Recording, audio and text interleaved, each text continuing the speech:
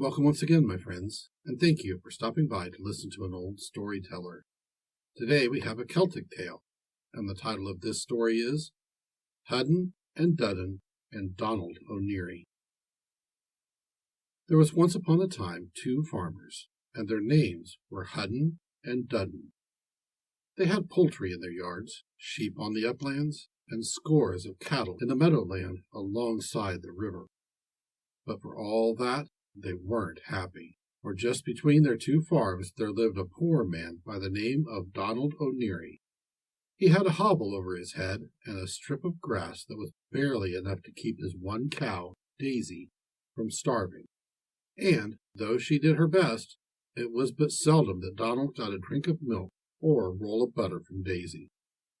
You would think there was little here to make Hudden and Dudden jealous, but so it is. The more one has, the more one wants, and Donald's neighbors lay awake of nights scheming how they might get hold of his little strip of grassland. Daisy, poor thing, they never thought of. She was just a bag of bones. One day Hudden met Dudden, and they were soon grumbling as usual, and all to the tune of, "If only we could get that vagabond Donald O'Neary out of the country." "Let's kill Daisy," said Hudden at last. "If that doesn't make him clear out, nothing will." No sooner than agreed, and it wasn't dark before Hudden and Dudden crept up to the little shed where lay poor Daisy, trying her best to chew the cud, though she hadn't had as much grass in the day as would cover your hand. And when Donald came to see if Daisy was all snug for the night, the poor beast had only time to lick his hand once before she died. Well, Donald was a shrewd fellow, and, downhearted though he was, began to think if he could get any good out of Daisy's death.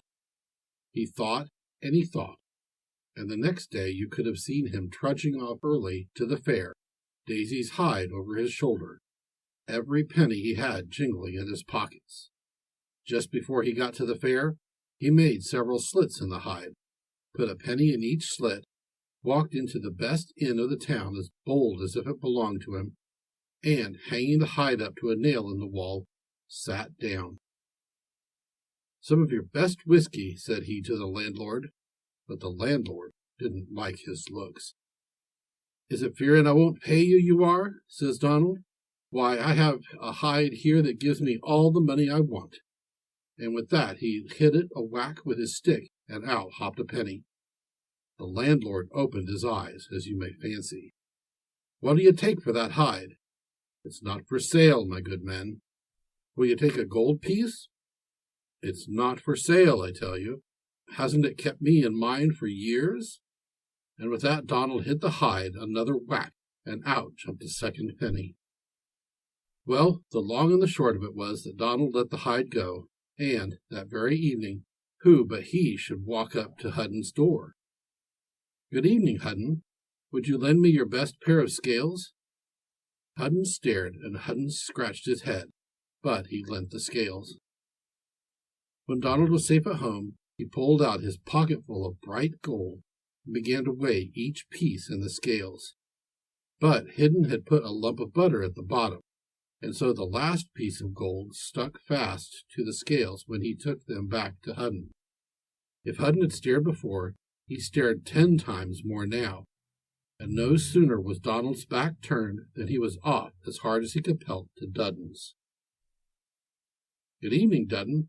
The vagabond, bad luck to him. You mean Donald O'Neary? And who else should I mean? He's back here weighing out sacks full of gold." "How do you know that?" "Here are my scales that he borrowed, and here's a gold piece still sticking to them." Off they went together, and they came to Donald's door. Donald had finished making the last pile of 10 gold pieces, and he couldn't finish because a piece had stuck to the scales. In they walked, and without an "if you please" or "by your leave." "Well, I never!" That was all they could say. "Good evening, Hudden." "Good evening, Dudden." "Ah, you thought you had played me a fine trick, but you never did me a better turn in all your lives. When I found poor Daisy dead, I thought to myself, Well, her hide may fetch something. And it did.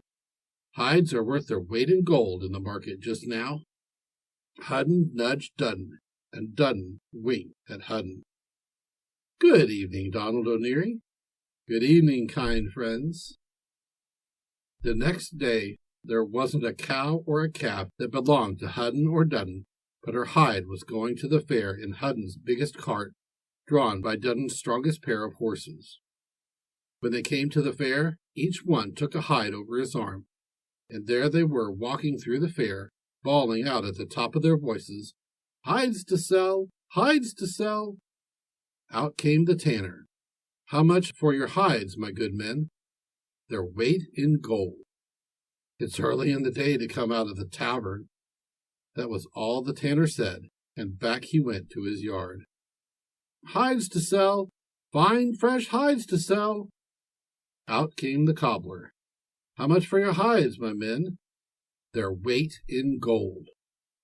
"Is it making game of me you are? Take that for your pains." And the cobbler dealt Hudden a blow that made him stagger.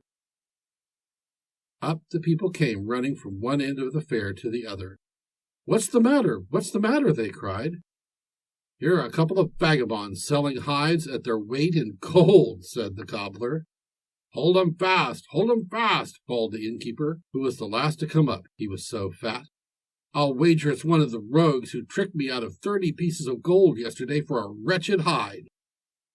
It was more kicks than halfpence that Hudden and Dudden got away before they were well on their way home again, and they didn't run the slower because all the dogs of the town were at their heels. Well, as you may fancy, if they loved Donald little before, they loved him less now. "What's the matter, friends?" said he, as he saw them tearing along, their hats knocked in and their coats torn off, and their faces black and blue. "Is it fighting you've been? Or mayhap you met the police? Ill luck to them?" "We'll police you, you vagabond. It's mighty smart you thought yourself, deluding us with your lying tales." "Who deluded you? Didn't you see the gold with your own 2 eyes?" But it was no use talking. Pay for it he must, and should. There was a meal sack handy, and in it Hudden and Dudden popped Donald O'Neary, tied him up tight, ran a pole through the knot, and off they started for the brown lake of the bog, each with a pole end on his shoulder, and Donald O'Neary between.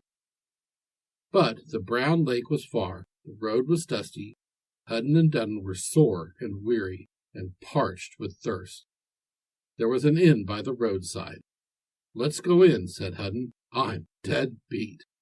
It's heavy he is for the little he has to eat." If Hudden was willing, so was Dudden. As for Donald, you may be sure his leave wasn't asked, but he was lumped down at the inn door for all the world as if he had been a sack of potatoes. "Sit still, you vagabond," said Dudden. "If we don't mind waiting, you needn't."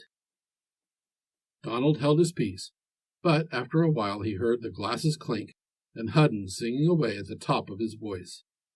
"I won't have her, I tell you, I won't have her," said Donald, but nobody heeded what he said. "I won't have her, I tell you, I won't have her," said Donald, and this time he said it louder, but nobody heeded what he said. "I won't have her, I tell you, I won't have her," said Donald, and this time he said it as loud as he could. "And who won't you have, may I be so bold as to ask?" said a farmer, who had just come up with a drove of cattle and was turning in for a glass. "It's the king's daughter. They are bothering the life out of me to marry her." "You're the lucky fellow. I'd give something to be in your shoes. Do you see that now? Wouldn't it be a fine thing for a farmer to be marrying a princess all dressed in gold and jewels? Jewels, do you say? Ah, now, couldn't you take me with you? Well, you're an honest fellow, and as I don't care for the king's daughter, though she's as beautiful as the day, and is covered with jewels from top to toe, you shall have her. Just undo the cord and let me out. They tied me up tight, as they knew I'd run away from her." Out crawled Donald. In crept the farmer. Now lie still, and don't mind the shaking. It's only rumbling over the palace steps you will be, and maybe they'll abuse you for a vagabond who won't have the king's daughter. But you needn't mind that. Ah, it's a deal I'm giving up for you, sure as it is that I don't care for the princess." "Take my cattle in exchange," said the farmer, and you may guess it wasn't long before Donald was at their tails, driving them homeward. Out came Hudden and Dudden, and the one took one end of the pole, and the other the other. "I think he's heavier," said Dudden. "Ah, never mind," said Dudden. "It's only a step now to the brown lake." "I'll have her now! I'll have her now!" bawled the farmer from inside the sack. "By my faith, and you shall, though," said Hudden, and he laid his stick across the sack. "I'll have her! I'll have her!" bawled the farmer, louder than ever. "Well, here you are," said Dudden, for they were now come to the brown lake, and, unslinging the sack, they pitched it plump into the lake. "You'll not be playing your tricks on us any longer," said Hudden. "True for you," said Dudden. "Ah, Donald, my boy, it was an ill day when you borrowed my scales." Off they went with a light step and an easy heart. But when they were near home, who should they see but Donald O'Neary, and all around him the cows were grazing, and the calves were kicking up their heels and butting their heads together. "Is it you, Donald?" said Dudden. "Faith, you've been quicker than we have." "True for you, Dudden, and let me thank you kindly. The turn was good, if the will was ill. You'll have heard, like me, that the brown lake leads to the land of promise. I always put it down as lies, but it was just as true as my word. Look at the cattle." Hudden stared, and Dudden gaped, but they couldn't get over the cattle. Fine, fat cattle they were, too. "It's only the worst I could bring up with me," said Donald O'Neary. "The others were so fat, there was no driving them. Faith, too, it's little wonder they didn't care to leave, with grass as far as you could see, and as sweet and juicy as fresh butter." "Ah, now, Donald, we haven't always been friends," said Dudden, "but, as I was just saying, you were ever a decent lad, and you'll show us the way, won't you?" "I don't see that I'm called upon to do that. There's a power more cattle down there. Why shouldn't I have them all to myself?" "Faith, they may well say, the richer you get, the harder the heart. You always were a neighborly lad, Donald. You wouldn't wish to keep the luck all to yourself." "True for you, Hudden, though 'tis a bad example you set me. But I'll not be thinking of old times. There is plenty for all there. So, come along with me." Off they trudged, with a light heart and an eager step. When they came to the brown lake, the sky was full of little white clouds, and, if the sky was full, the lake was as full. "Ah, now, look, there they are," cried Donald, as he pointed to the clouds in the lake. "Where? Where?" cried Hudden. And "Don't be greedy," cried Hudden, as he jumped his hardest to be up first with the fat cattle. But if he jumped first, Hudden wasn't long behind. They never came back. Maybe they got too fat, like the cattle. As for Donald O'Neary, he had cattle and sheep all his days, to his heart's content. Thank you once again for listening to this story. If you enjoyed this story, please press that like button. Also, please help an old storyteller out by subscribing to my channel.